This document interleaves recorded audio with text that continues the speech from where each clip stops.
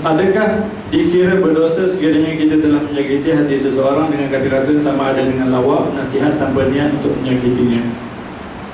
Kalau tanpa niat, kalau dia terasa itu dimaafkan. Tapi kalau dengan sengaja kita melakukannya itu tak boleh lah.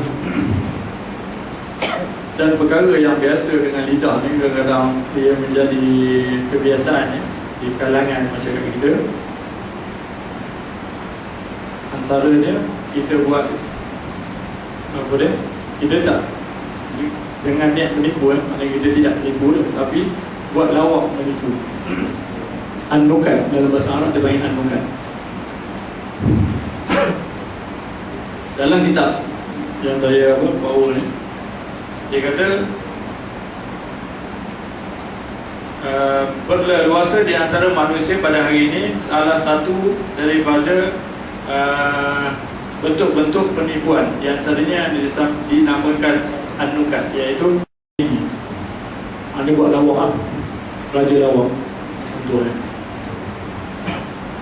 Aisyah yaqumu ba'd an-nas bi istina'in hikayat la asla laha an jinsiyah aw ansab aw bilad li aqwam, iaitu yang mana mereka, setengah manusia ini mereka mencipta, mereka cerita yang tidak ada asal, yang tidak ada sumber yang sahih daripada jinsiyat, maknanya jenis apa dia, daripada etnik ataupun bangsa ataupun negara-negara orang. Antaranya dia kata kalau saya di negara Arab dulu, orang Arab ni kadang-kadang dia buat cerita tentang orang barbar. Sebab saya dulu di belajar di Afrika Utara, ada orang Arab, ada orang barbar, dia tak ngam walaupun mereka tu sama-sama Islam. Tapi bila dalam bab etnik ni mereka fanatik lebih sikit. Barbar ni, barbar bukan, dia diistilahkan oleh orang apa? Orang Spanyol Barbaridad ataupun Barbaria lah. Conan cerita orang putih tu, di mananya orang yang, orang kasar, itu orang yang liar. Jadi orang barbar ni sebenarnya mereka ni adalah orang yang antara panglima Islam yang terkenal daripada suku barbar ialah Tariq bin Ziyad ataupun Yusuf bin Mutasyafi. Pernah dengar cerita Yusuf bin Mutasyafi? Ada saya masih lagi tengah mengarang buku tentang dia lah.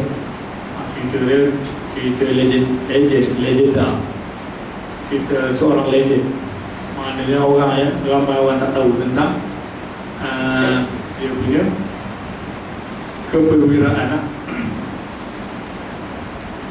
Dia umur 80 tahun, dia boleh melintasi Morocco, Maghribi dan juga Spanyol untuk berperang.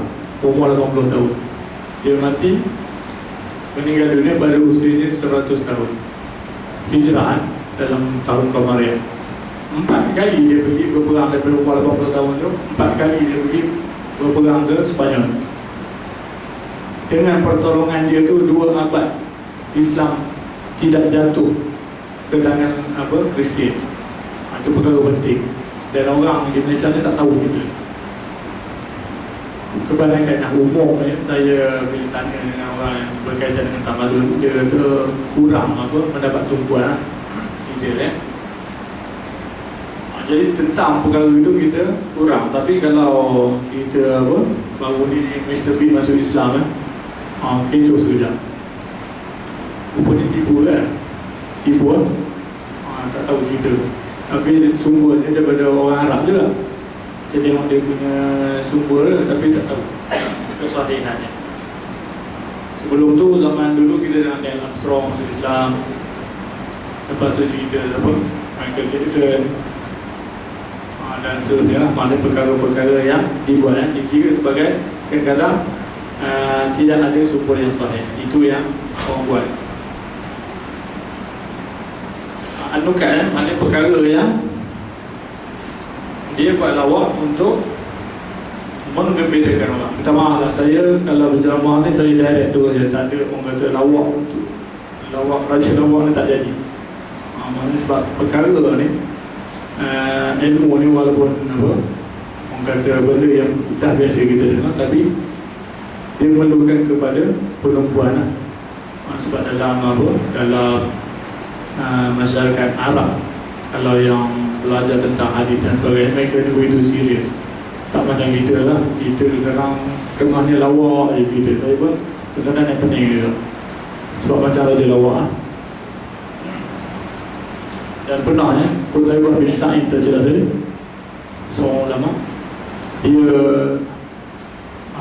dia kuarantin dengan seorang pelajar ya, tengah ramai-ramai ni ada seorang tu buat lawak dengan kawannya. Jadi dia kata, kamu tak serius belajar, kamu jangan datang dalam majlis aku. Seriusnya. Dan ada satu cerita lagi yang saya baca dalam kisah bagaimana salaful ummah, mana ulama pada zaman salaf menimba ilmu. Dia cerita tentang neraka ni, maknanya tentang ayat-ayat dan hadis-hadis mengenai neraka ni. Bila dibacakan hadis-hadis itu dalam majlis seramai beribu orang, mati pada malam tu 4 orang kerana terlalu takut. Kalau kita sini tak ada masalah, kadang-kadang buat lawak lagi kan, neraka Jahannam. Tak apalah, neraka rosak, boleh lagi keluar sebab dah Jahannam. Itu pun boleh buat lawak lagi. Okey Semalam dalam ceramah TV pun ada, dia kata kena celup-celup dulu, lepas tu baru masuk syurga. Maknanya benda yang dianggap sebagai lawak. Sebab Nabi SAW memberi pesan tentang perkara ni, wailul lilladzi yuhadditsu bil hadis liyudhika bihil qaum fayakdzib wailullah wailullah. Mana celakalah bagi orang yang menceritakan satu cerita liyudhika bihil qaum, untuk menyukakan orang lain. Dia buat cerita untuk bagi orang lain suka. Fayakdzib, maka dia menipu. Dalam hal itu wailullahu wailullah, celakalah dia, celakalah dia. Itu kesan daripada peringatan Nabi SAW kepada kita kan.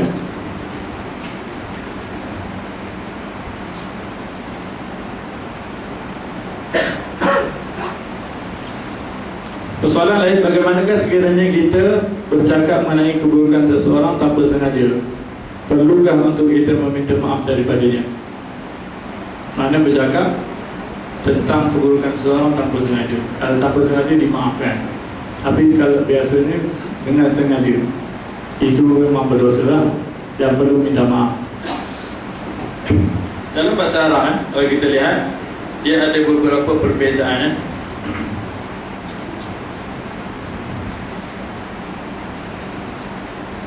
Dia panggil apa?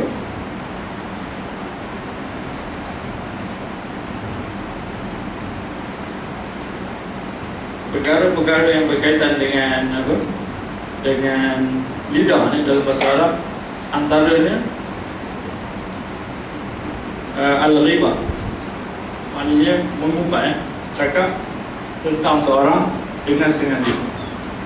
Dia mempunyai 3 nama yang lain: al-ghibah, wal-ithm, wal-buhtan.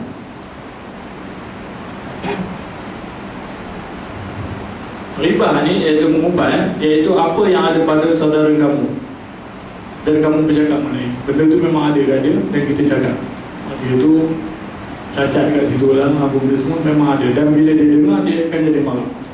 Itu dipanggil ribah, maknanya perkara mengumpat. Wa iza qulta fihi ma balawaka anhu fa huwa al-ithm. Dan bila kita kata apa yang disampaikan kepada kita, itu pula dinamakan al-ithm, maknanya macam fitnah. Ada benda tu berlaku dan sampai kepada kita, kita sebarkan kepada orang lain. Dan yang ketiga ni, al-buhtan. Al-buhtan ini ialah mengumpat yang benda yang tiada pada dia. Maknanya kita memfitnah dia dengan perkara yang bukan-bukan. Itu dinamakan al-buhtan ya. Al-ifku tadi itu, al-ghibah iaitu mengumpat, yang biasalah untuk dalam masyarakat kita mengumpat tu, nak cakap perkara-perkara yang bila dia tahu dia marah. Al-buhtan ni benda yang tak ada pada dia tapi kita cakap. Dia tu memang ni kita pun cerita tentang yang bukan-bukan. Itu al-buhtan.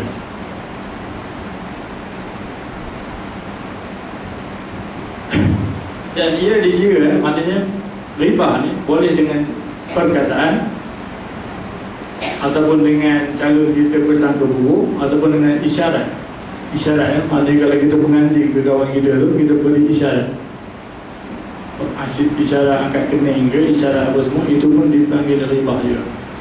Kitabah ataupun dalam bentuk penulisan. Maknanya kita menulis benda tu, buat nota kecil, bagi kat kawan pun dikira sebagai riba juga.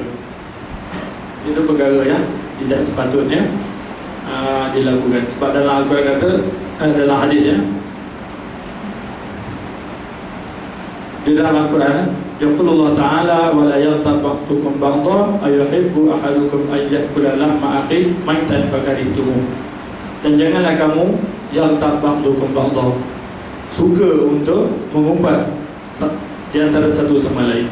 Ayuhibbu ahadukum an ya'kula lahma akhihi, adakah kamu suka untuk makan daging saudaranya? Maknanya perkara tu perkara yang dilarang.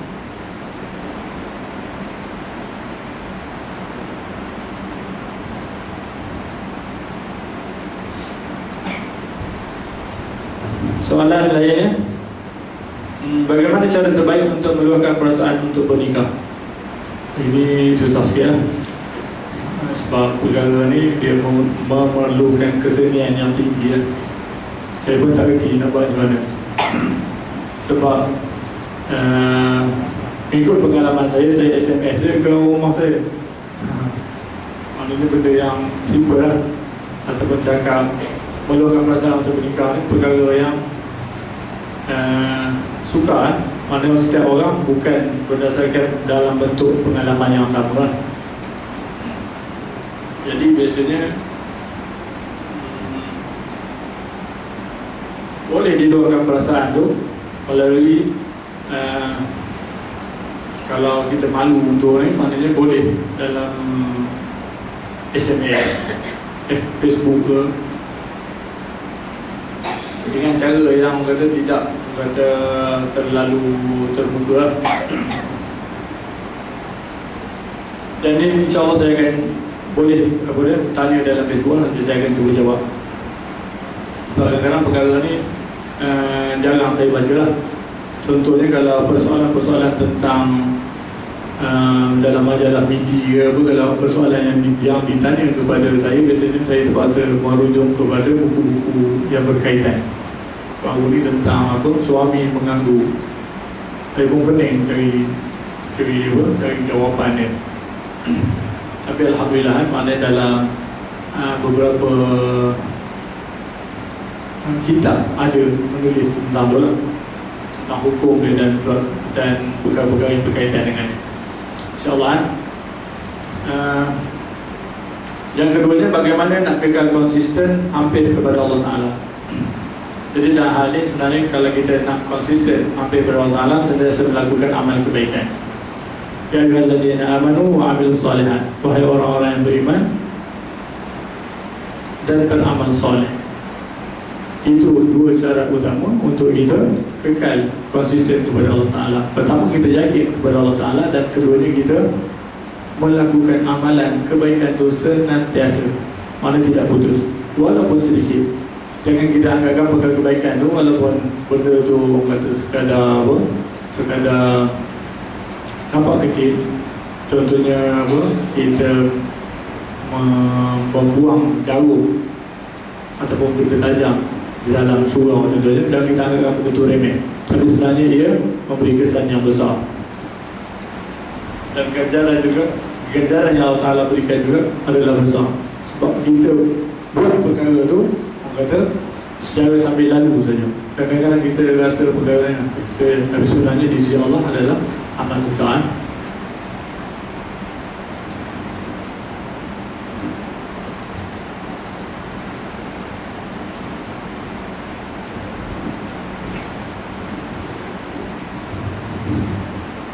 Soalan lain, adakah dengan bercerita tentang orang dengan memujinya dia adalah mengumpat? Tidak kan? Kalau kita memuji untuk kita jadikan contoh kepada orang lain, dia tidak dikira mengubah. Yang tak bolehnya ialah mengeji dia. Kalau kita bercerita satu kisah tentang dia yang membuatkan perkara itu benar-benar ada pada dia, dan dia jadi marah dengan sebab cerita kita tu. Jadi dia berbeza. Maknanya kita bercakap sesuatu perkara yang dia tak suka dengar, itu dikira mengubah.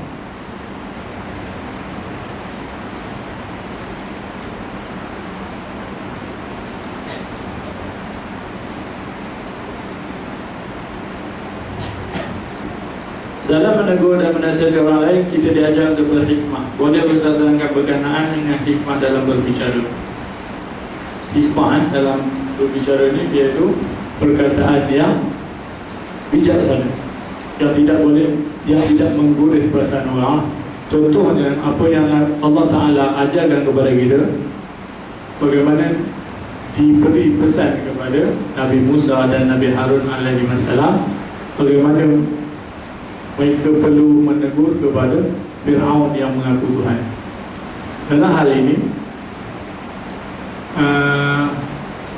dalam ayat Al-Quran tu, Allah Ta'ala suruh mereka perlu pergilah kepada Fir'aun dan bercakaplah dengan perkataan yang lembut, layyinan, bukan perkataan yang kasar.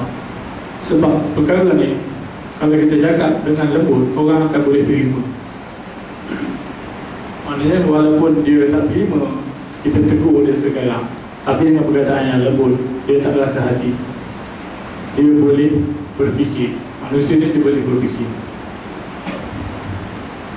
Itu yang apa, kalau saya ni bekerja sebagai guru maknanya di sekolah rendah, kadang-kadang tu kita cakap dengan anak murid kita dalam bentuk yang, kalau marah-marah lah, maknanya bagi tahu betul sebab apa Ustaz marah kamu macam ni, kita bagi tahu betul.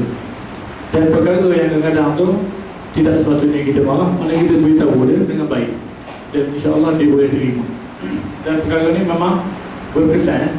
Kalau kita cakap dengan perkara yang baik ni, dia memberi kesan yang sangat mendalam.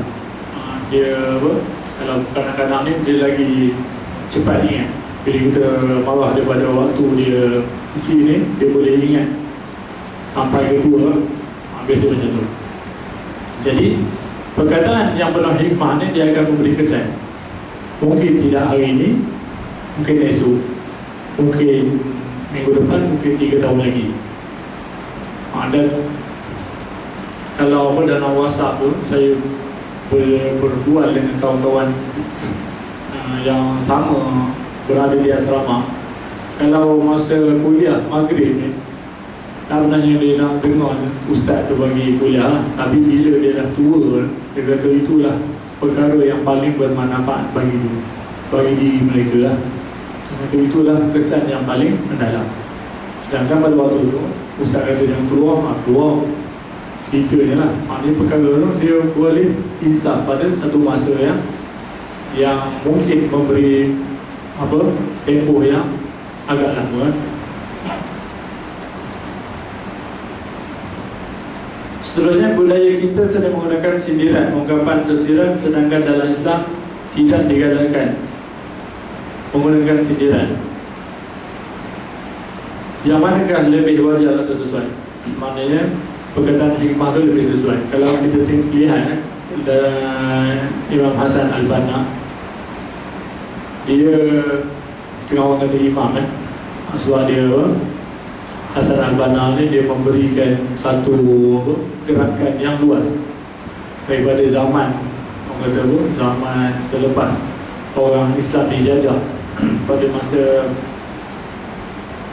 kurun ke-19 tu, semua negara Islam dijajah, tak ada satu kekuatan umat Islam, semuanya Islam ni dia akan lemah dan mundur. Tapi Hasan Al-Banna ni dia bangkitlah. Antara yang dia buat dakwah ialah dakwah dengan cara bentuk yang lembut. Dia masuk ke kelab-kelab malam. Baru ni di Perak ada Persatuan Islam mahasiswa-mahasiswi dia orang pergi masuk ke gelap malam lah. Itu antara dakwah yang pernah dilakukan oleh Hasan al-Banna. Hasan al-Banna ni dia pergi seorang-seorang lalu. Dia masuk, dia berbual-bual, dia kata ni agama ni tak baik apa semua, Islam tak bagi. Akhirnya dalam diskur, dalam pub tu, orang apa boleh ikut. Itu antara benda yang digunakan secara hikmah oleh Hasan al-Banna. Itu dia kata, kalau kamu apa, jadilah buah, dia kata. Mana kalau orang lempar batu kepada kamu, kamu bagi dia buah. Maknanya benda yang baik lah. Walaupun orang gunakan kata-kata kesan, itu antara dakwah yang terbaik.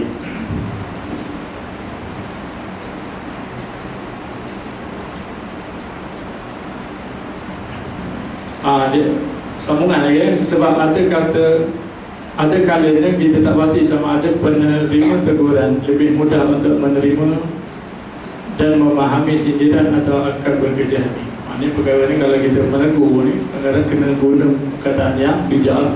Kalau dia tidak terima pada waktu tu dan dia marah kita apa semua, kita tinggalkan dia sebab kita punya tanggungjawab dah habis dah, dah settle dah. Sebab ada setengah orang ni, dia selagi dia orang tu tak ikut cakap dia, dia tak puas hati. Itu adalah cara bentuk dakwah yang salah. Itu yang kita perlu hindari lah. Kerana setengah orang ni dia memaksa. Kalau memaksa ni, biasanya dia tidak akan jadi kebaikan, melainkan kemudaratan lah.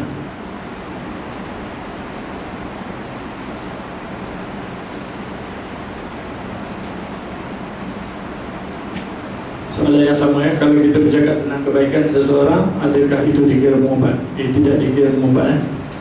Dikira memuji dia. Tapi tak boleh pula kita yang melakukan kebaikan dan kita nak dengar orang cakap kebaikan kita. Itu dipanggil as-sum'ah. As-sum'ah ialah perkara mazmumah, ada perkara yang dikira keji, ada akhlak yang tidak baik. Dia ada dua, ar-riya, iaitu menunjukkan kebaikan supaya orang tengok. Contohnya kita ada apa? Ada duit 1 juta, kita pun buat cek besar, kita mau masuk bagi satu dunia tengok. Maka itu dikira riya. Memang yang kita tahu untuk bagi kepada contohnya pelarian Palestin. Kita pun buat terma tersebut, tapi diperhatikan oleh ribuan manusia. Itu adalah perkara yang tidak baiknya, ar-riya. Dan yang keduanya as-sum'ah. As-sum'ah ialah perbuatan kita yang baik. Kita nak suruh orang bercakap tentang dan kita dengar. Contohnya kita buat satu amalan, kita bagi duit 50, kita letak duit RM50 dalam tabung derma masjid.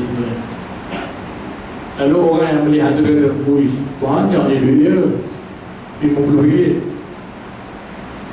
Sebab apa? Sebab dia nak bagi dengar orang cerita tentang kebaikan dia. Itu perkara as-sum'ah, sama je dengan riya. Biasa kita faham riya je, sebenarnya dia ada perkara-perkara lain yang berkaitan. Dan hal ini berkaitan dengan akhlak yang dikenali oleh orang itu sebagai tasawuf. Perkara tasawuf itu penyucian hati, tazkiyatun nafs. Dalam bahasa biasanya tazkiyatun nafs, iaitu penyucian jiwa. Itu ada dalam tu, tapi ia tidaklah kepada bentuk-bentuk yang orang kata mengikut fahaman yang salah seperti sufi. Ada sufi yang benar dan ada sufi yang salah. Penyucian hati dan akhirnya ia membawa kepada perkara-perkara yang tidak sepatutnya. Contohnya pengamalan apa, kalau sufi ini dia ada pengamalan lain, penyucian hati dia tak makan daging. Ada kan? Waktu buat korban, dia orang lain makan daging, Nabi SAW pun makan daging kambing yang disedekahkan oleh, dihadiahkan oleh orang apa, wanita Yahudi. Tetapi setengah manusia, setengah orang kita ni, dia tak nak makan daging sebab dia kata itu makanan apa, haiwan ganas. Dia boleh membentuk jiwa yang tidak tenang dan sebagainya lah.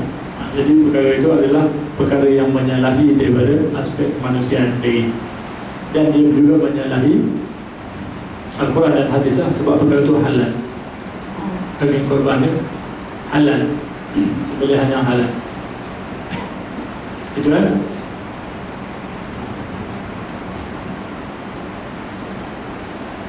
Soalan seterusnya, apa janji Allah pada mereka yang menjaga dan tidak menjaga lidah di akhirat kelak? Jawapannya mudah saja. Allah Ta'ala janji kepada orang yang menjaga lisannya dengan dengan ganjaran syurga, dan bagi orang yang tidak menjaga lidahnya di akhirat kelak dia akan diberi ganjaran dosa, maknanya dia dijerumuskan ke dalam neraka. Contohnya orang yang menipu.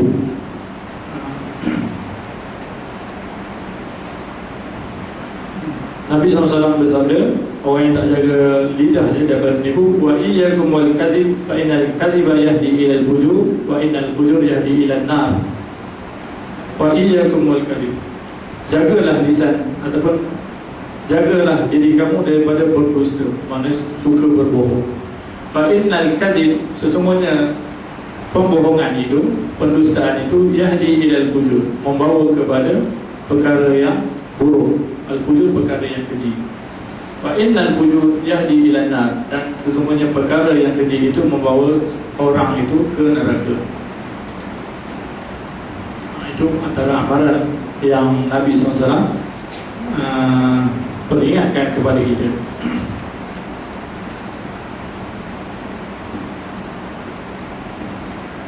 Soalan seterusnya, Syiah itu agama ke, fatwa ke, ataupun apa? Syiah itu ialah satu aliran yang mana dia bersalahan dengan Ahlussunnah wal Jamaah, sebab dia berpegang kepada satu hadis, hadis yang kita pegang, alaikum apa, hadis tentang tu berkaitan dengan apa, Nabi suruh atau Nabi perintahkan kepada kita agar berpegang kepada Al-Quran, Sunnah dan Sunnah aku. Dan dalam hadis, kalau kita lihat dalam Musnad Imam Ahmad, dia kata dan kamu berpegang kepada Al-Quran wa itrati. Itrah itu ialah keturunan aku. Jadi Syiah ini ialah pengikut. Makna Syiah tu, Syiah tu ialah pengikut. Jadi mereka ni mengikuti kepada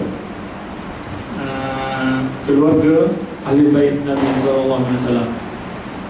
Itu dalam kitab fiqh dia, mazhab dia, dia tidak berpegang kepada sunnah. Mereka lebih berpegang kepada fatwa imam mereka yang maksum, maknanya keturunan daripada Nabi SAW ni.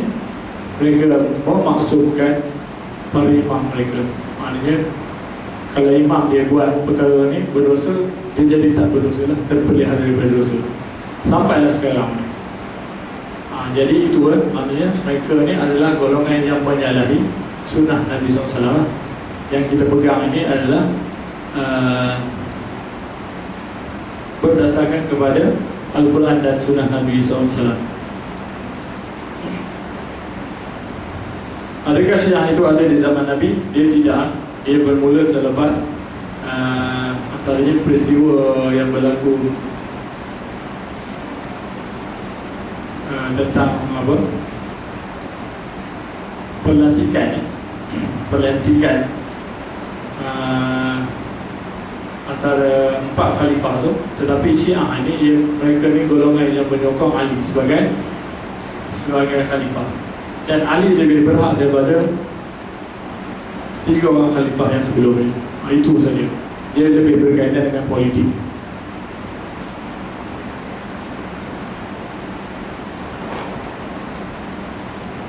Siapakah pengasas Syiah? Pengasas Syiah ini tidak diketahui, melainkan beberapa golongan Ahlul Bait yang diperangi pada waktu Bani Umayyah dan Bani Abbasiyah. Maknanya golongan pada zaman itu diperangi ialah golongan Ahlul Bait. Mereka ni dihalang untuk menaiki jawatan sebagai khalifah pada waktu itu. Lalu mereka ni bergerak secara rahsia. Jadi golongan yang orang kata memberi dengan pembelaannya adalah yang ramainya di Kufah, di Iran. Itu yang membuatkan Sayyidina Hussein terkorban di Karbala. Mereka dipanggil, suruh apa? Kata kami, datanglah ke Kufah, kami akan membaiat kamu. Maka kami akan memberikan lantikan kamu sebagai khalifah di wilayah Iran. Tapi bila dia datang, mereka tak sambutnya kerana takut kepada tentera yang dihantar oleh Yazid. Lalu tentera itu memerangi Hussein dan mereka tidak membelanya. Lalu apa yang mereka buat? Mereka biarkan saja dan akhirnya mereka menyesal. Dan daripada sebab itulah pada hari Karbala mereka meraihkan penyesalan itu, meratapi atas pembunuhan Hussein itu, nak membelanya. Mereka pun membuatlah hadis-hadis yang palsu. Antaranya, kalau saya catatkan dalam ni, dia kata kalau apa, menitis air mata pada hari Karbala itu dapat ganjaran sekian-sekian, ganjaran yang besar. Itu bawa air mata. Tapi kalau boleh mengalirkan darah, maknanya lebih lagi ganjarannya.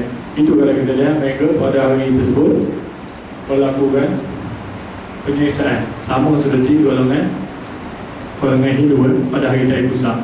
Tapi dia taklah darah-darahnya, ini dia memang siksa. Dan Islam tak ada satu pun ajaran dalam Islam yang suruh menyiksa diri. Kan?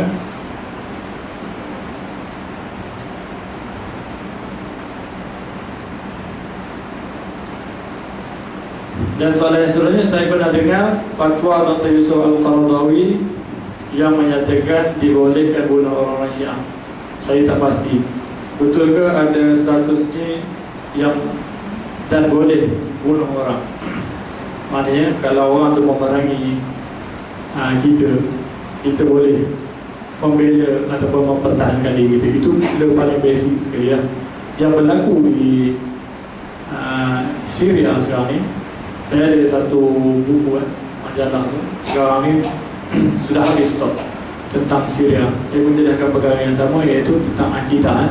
Sebab rejim Bashar al-Assad, mereka ini adalah golongan yang berfahaman ataupun berakidah Syiah Alawiyah. Syiah Alawiyah ini tidak diterima oleh Syiah sendiri. Sebab dia Alawiyah ni adalah golongan yang kira batini, iaitu sesat. Jadi Bashar al-Assad ni adalah Alawi. Jadi kalau kita lihat dalam YouTube, bagaimana golongan Syiah ni menyiksa orang membunuh kanak-kanak Sunni, wanita, orang tua, guru-guru agama, para imam pada zaman awal peperangan itu mula, mereka tangkap guru agama ni dulu. Kalau ayah kepada Bashar al-Assad ni, Hafiz al-Assad, dia pernah mengebom bandar Hamah pada tahun 1982, 40,000 orang mati dalam masa seminggu ke 3 hari itu.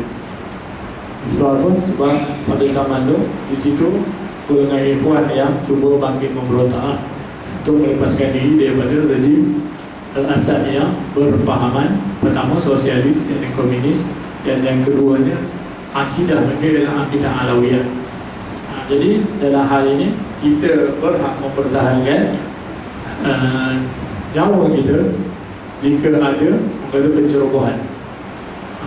Atas sebab itulah, siapa saja walaupun orang Islam tu dan cuba melakukan sesuatu tindakan zalim ke atas diri kita, kita wajar membela diri kita walaupun kita terbunuh dengan sebab itu.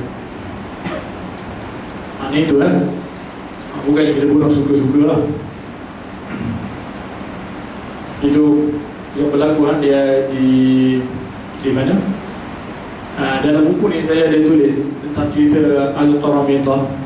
Ada satu kelompok Al-Qaramita, mereka ni membunuh jemaah haji di Mekah pada tahun 700 Hijrah lebih itu.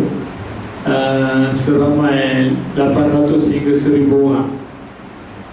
Mereka bunuh jemaah haji meruntuhkan sebahagian Kaabah dan mencuri Hajarul Aswad dan bawa lari pergi ke Bahrain. Sekarang ni Bahrain di bawah pimpinan seorang raja Sunni ya. Tapi rakyat dia, kebanyakan rakyat dia adalah Syiah. Jadi dalam hal tu mereka ni melakukan kerosakan lah. Melakukan kerosakan.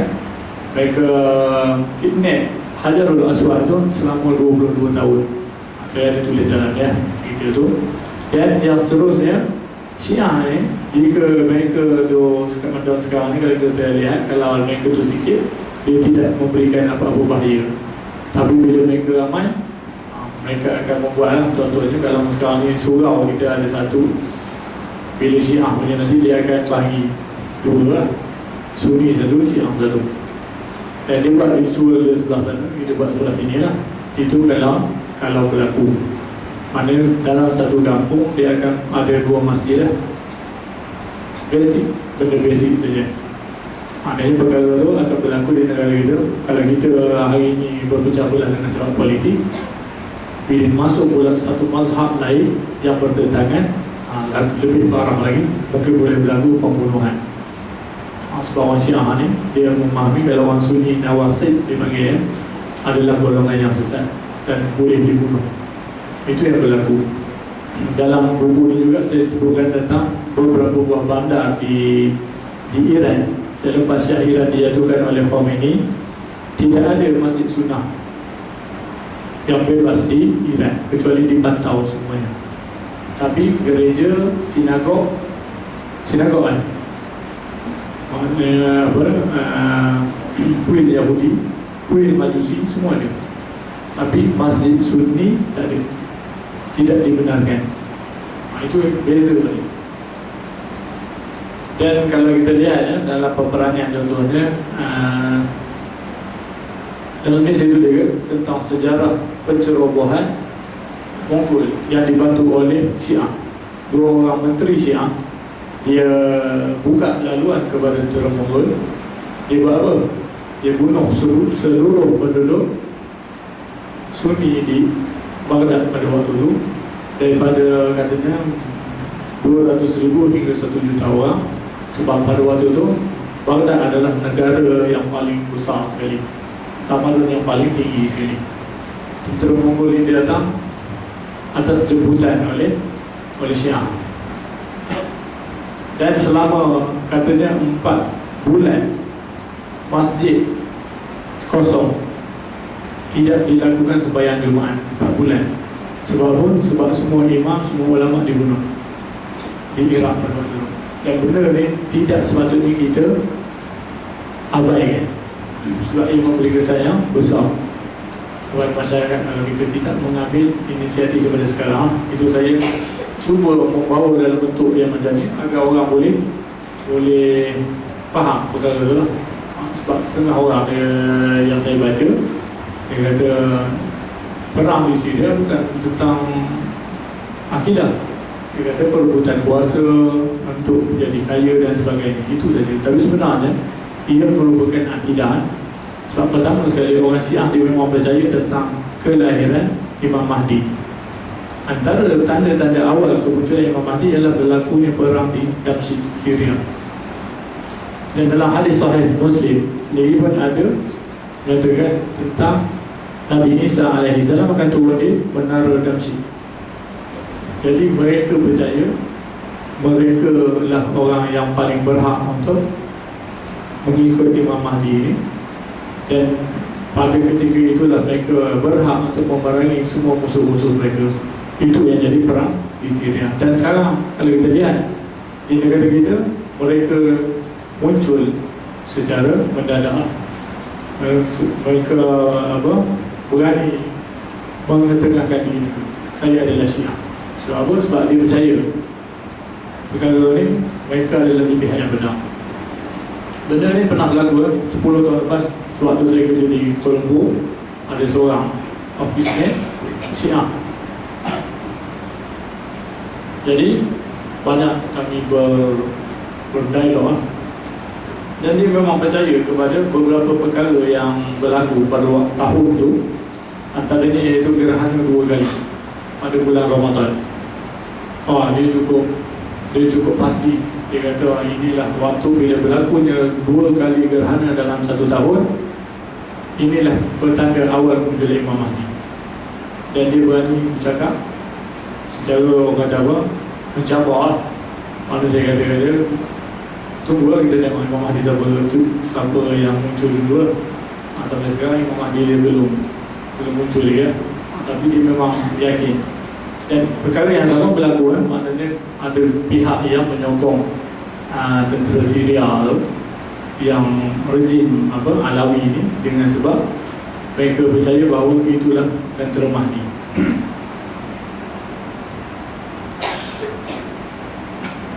Seterusnya, waktu haram bersolat dinyatakan mengikut naik dan gelincir matahari. Dalam penjelasan Aisyah 28 minit lepas waktu terbit matahari baru boleh duha. Begitu juga 28 minit sebelum zuhur tak boleh solat sunat. Ada juga yang mengatakan selepas solat subuh, tak kira solat awal waktu ke tidak boleh buat sunat juga. Adakah ia betul?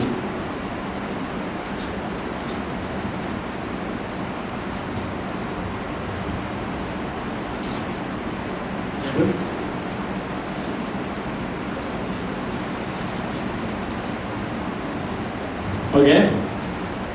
Waktu haram bersolat ada 3 waktu. Yang pertamanya iaitu menurut ahli sahih, yang pertamanya ialah pada waktu selepas solat fardu subuh. Bila kita solat wajib, solat fardu, fardu subuh, lepas tu tak boleh buat solat sunat. Waktu yang keduanya ialah waktu gelincir matahari. Waktu nak gelincir matahari, itu pukul dalam pukul 12.30 itu. Kalau sekarang ni pukul 1 ada 1-2 minit 1-2 minit zuhur. Maknanya sebelum waktu tu kita tidak boleh solat sunat kecuali pada hari Jumaat saja. Kalau wanita yang datang solat Jumaat boleh solat pada waktu tersebut. Tapi kalau pada waktu yang lain daripada waktu itu adalah waktu haram, tak boleh sembahyang.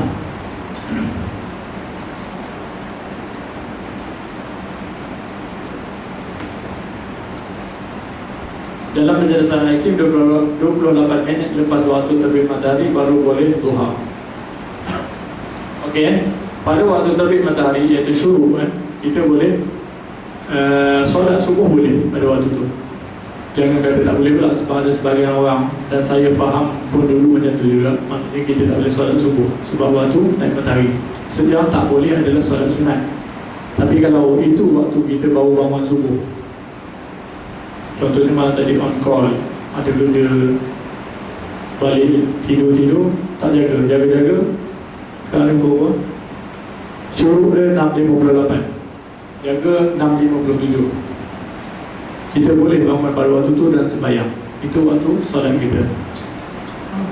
Dalam hadis Nabi SAW, Nabi suruh fal yusalli idza dzakaraha, maka sembahyanglah waktu dia ingat waktu tu. 2 waktu saja yang kita boleh mana qada sembahyang, iaitu ketika kita tak sedar, orang kata galik sangat, tengok TV, sedar-sedar maghrib dah lepas dah, azan isyak, sorang sangat tengok cerita pun antara maghrib tu ada cerita pun novel, orang main tunggu tu, dia pun galik sekali, dan tengok waktu dah isyak. Jadi kita kena sembahyang waktu tu. Dan kalau kita balik ke asrama ataupun selepas tu, maknanya kita kena ambil sembahyang, kita sembahyang. Itulah waktu kita. Tak perlulah kita kotor. Maknanya tak apalah, biar dulu sampai pukul 12 sekarang ke pukul 10 baru sembahyang tu, tak boleh lah. Maknanya waktu kita sedar itu, itulah waktu sembahyang kita. Begitu juga dengan tidur. Kita tertidur dalam waktu tersebut, kita terjaga itulah waktu sembahyang kita. Pukul 10 pagi itulah waktu subuh kita. Bukannya kita tidur balik ke apa. Maknanya kalau waktu tu kita tahu subuh, kita pun bangun mandi sembahyang subuh. Itulah waktu kita. Itu berkenaan dengan solat duha, itu waktu terbit matahari, maknanya waktu confirm kalau 24 minit setengah jam selepas naik syuruk 6.58 tu, kita boleh apa, sembahyang duha pada waktu itu tak ada masalah, sampailah kepada pukul 12 pun tak ada masalah. Ada setengah ulama kata dalam pukul 11 itu, pukul 12 pun tak ada masalah, jangan pada waktu nak gelincir matahari yang kita sebut tadi. Dan solat yang diharamkan yang ketiganya, yang pertama tadi solat sunat selepas subuh, solat sunat sebelum gelincir matahari, waktu matahari tengah terpacak tu. Dan yang ketiga selepas solat asar, mana itu waktu diharamkan untuk kita bersolat, kecuali solat-solat yang dibolehkan sebagai tahiyatul masjid, boleh lah, tak ada masalah. Solat sunat wudu tak ada masalah, boleh. Dan juga solat jenazah, jika ada jenazah sampai pada waktu itu, maknanya mungkin apa, ada sebab-sebab yang perlu dipercepatkan, sebab takut antaranya bertukar bau, berubah bau mayat, maka kita boleh percepatkan pada waktu selepas solat asar.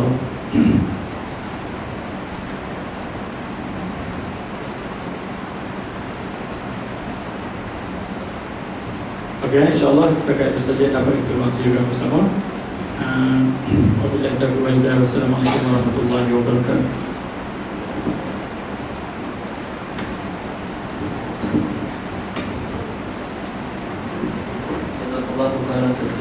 So sampai di situ saja. Ada beberapa soalan yang tidak sempat dijawab, insyaAllah yang tu anak akan tanya melalui Facebook dan akan dipostkan dekat PSKP.MD, insyaAllah. Selepas itu satu pengumuman, sebentar tadi baru sahabat kita yang keempat baru selesai beroperasi. Penyakitnya adalah rhabdomyosarcoma. So prognosisnya agak poor. So ayahandanya serta prof-prof yang buat operasi tu meminta agar kita mendoakan sahabat kita tu agar mendapat kesembuhan. Dan seterusnya beliau akan menjalani kemoterapi serta radioterapi selepas ini. So memerlukan dana. InsyaAllah kita akan lancarkan tabung yang dekat belakang tu, tabung hitam tu yang ada tabung kemanusiaan dan keamanan. So insyaAllah semua kutipan yang telah dikutip akan diberikan ke sana. InsyaAllah minggu depan akan diadakan juga beberapa kutipan untuk membantu beliau. So sekadar itu sahaja. Sekian, Assalamualaikum warahmatullahi wabarakatuh.